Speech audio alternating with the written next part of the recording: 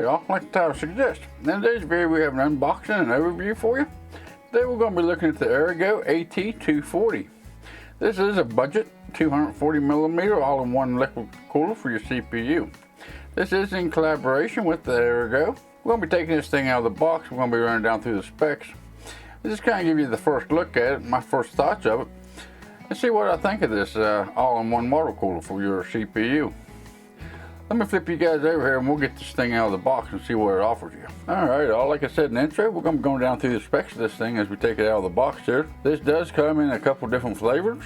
You do have what we have here today, which is the AT240 in black. They also have the AT240 in the white, and they also have the AT360, which the AT360 is a 360mm. It does come in black and white as well. And of course your price may vary a little bit depending on which model you get.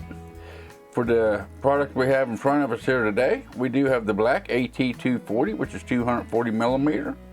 And it's coming in on Amazon as of the day of the filming is $67.99.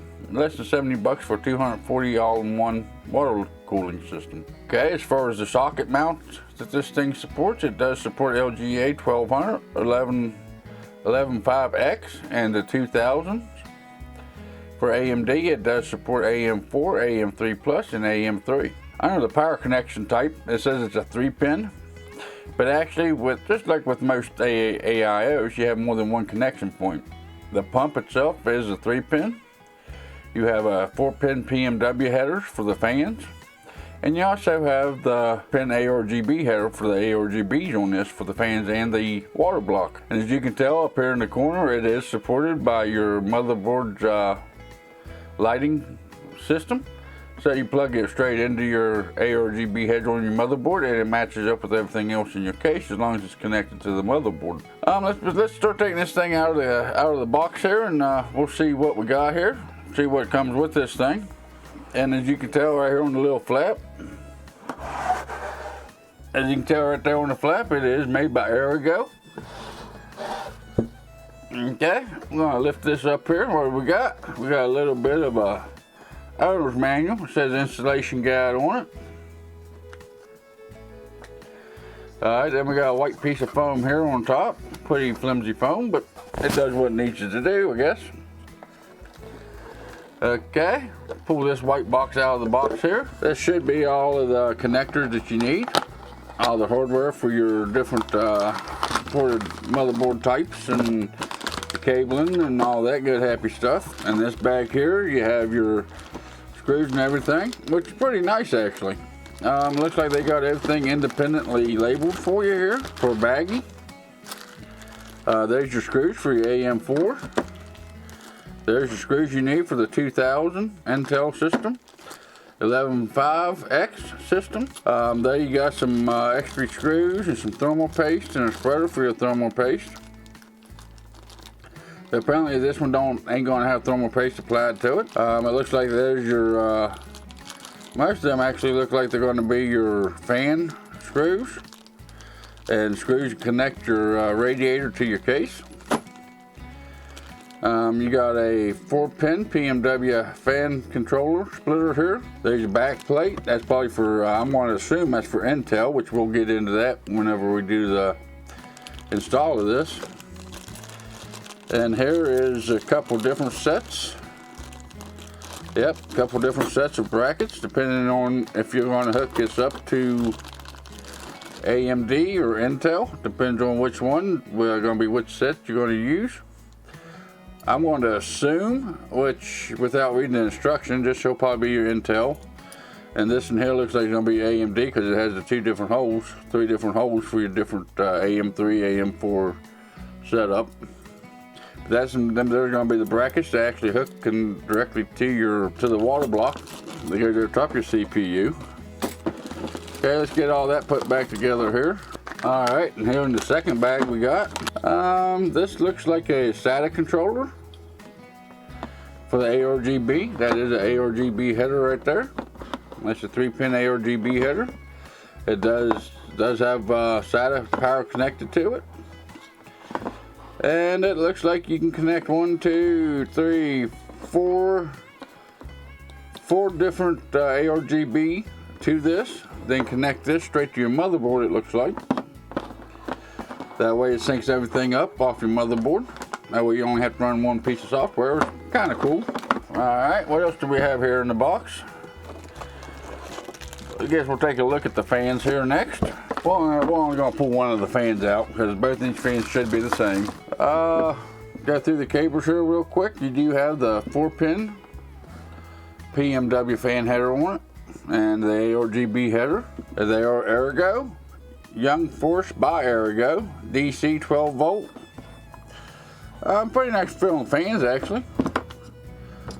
Pretty nice looking fins on them. It looks like the lights do come from the center of the fan. It comes out around the fan blades themselves on these. These are probably some of the same fans that Aigo sells. They do have their own 120 fans that they sell. And I'm gonna say that's probably what these are. They seem to be pretty stable, you know, they ain't real flimsy or nothing. Even the back brackets are pretty stable. They have rubber mounting pieces around the edges of them here, which are gray, which is, hit or miss, you know, depending on how picky you are. It'd be nice if you could change them out for different colors, but I don't see that happening. But yeah, they seem like they're gonna be pretty good. The fans that come with these, they are a FDB bearing silent fan. Fan speed is up to 2200 RPMs. Fan air volume is 61.5 CFM max. Fan pressure is 2.8 mm. Fan noise is less than or equal to 31 dBA. That's a little bit about the information on the fans. They are a 120 by 120 fan. They are a 25 millimeter thick fan, which is your common 120 fans. Most of your 120 fans is that. Okay, let's get back in the box here. The radiator and the tubes and the head unit, the whole 9 yards here. Then we'll get that pulled up out of the box here. Set that to the side, make sure the box is empty. Anything else in there? Nope, I don't see nothing else in it. So we'll take this box and throw it to the side. All right, guys.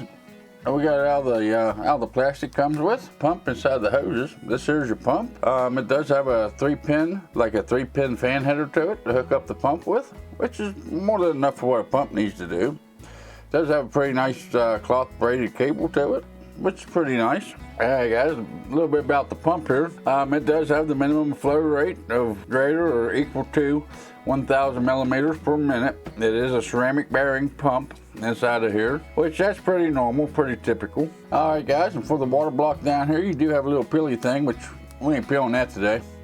It does have a little bit of a design built into it, which this is ARGB. So you do have an ARGB cable that comes off of this. And it looks like you can also daisy chain this to other ARGB things in the system if need be. Like I mentioned, you don't have no thermal paste pre-applied, but you do have a piece of plastic here with a sticker on it that says warning, remove before installation, which if you don't, it could possibly make your CPU overheat, which would be a bad thing. As far as the hoses on it, they are like a cloth braided outer texture to them. Then, of course, they're going to be rubber on the inside. Alright guys, by looking at it, it looks like the hoses are about the same length, just because of the way they're connected to the block down here. Well, this one's connected this side of the block, the other one goes over here. It kind of makes it look like it's different length tubing, but it looks like they're the same size tubing, or the same length of tubing, which will work alright by the time you put the bend on it to get it back to the CPU.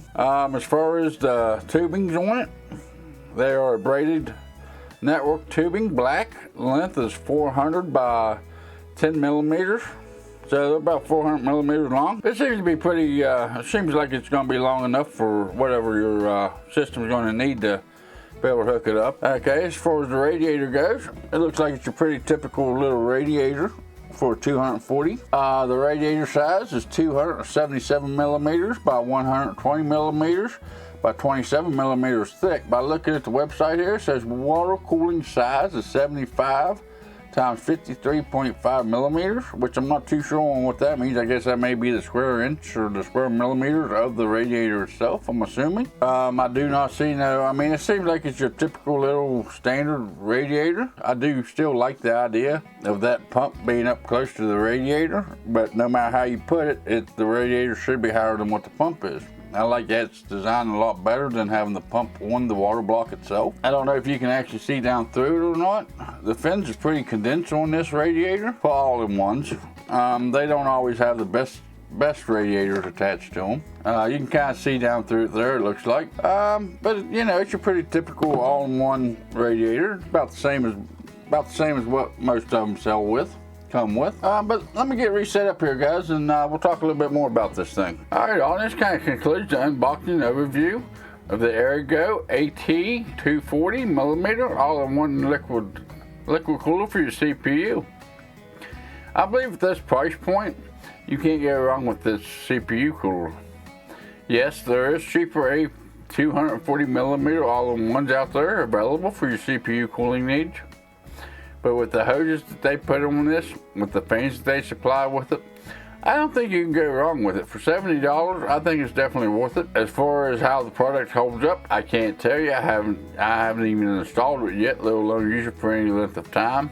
That's why I don't like to call these things reviews. I call them overviews. If you like this kind of content, make sure you go down and give me a like. If not, give me a dislike. There's also a comment section below. I go through them every weekend here on my live stream, 11 o'clock Eastern Standard Time on Saturday morning. Also, if you want to see an upcoming temperature test on this product, make sure you hit that subscribe button, turn on that notification bell where you're notified next time I put out a video or go live here on YouTube. Also, there's links in the description for Instagram and Twitter. I don't kill your inbox, but I do put up photos and new stuff coming up on the channel. Can I give you an idea what's coming up on the channel? And also, if there's anything about my live stream I got to cancel or change the time, that's where you also be informed of that. And with all that being said, you all have a good day, and I'll see you in the next video or live stream.